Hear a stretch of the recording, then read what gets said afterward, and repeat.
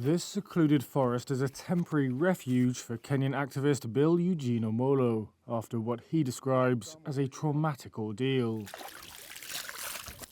Last month, he says, he was abducted by unknown men after taking part in anti-government protests. I was told to sit down, forcefully.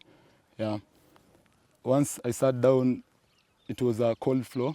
They asked me to remove my pants, my tracksuit. So I removed my tracksuit. They even took my shoes off from me. They took my shirt off from me.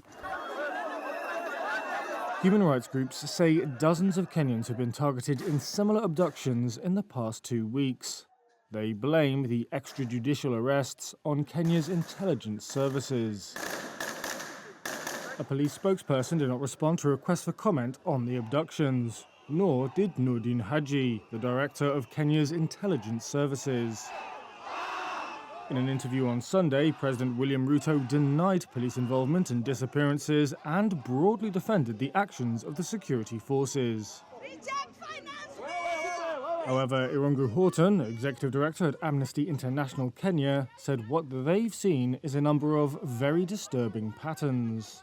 It also has now begun to develop this, this pattern that we had not seen probably at this scale since the 1980s, where people who are considered to be protesters or organizers or even just simply voices of dissent are being plucked from their homes or even as they go to church with their family. The protests, initially sparked by $2.7 billion in tax hikes, have developed into a broad movement that poses the biggest threat to Ruto's 2-year-old presidency. Though Ruto withdrew the proposed tax increases, an allegedly heavy-handed reaction has raised fears of rights backsliding. For Omollo, he describes being taken just for demanding his rights as so unlawful. It's against the Constitution, and I feel like the people that are doing this are supposed to be held accountable. After 24 hours, Omollo's abductors, he says, loaded him back into their vehicle and left him near a police station. He's now left Nairobi, worried that he's being followed and could be abducted again.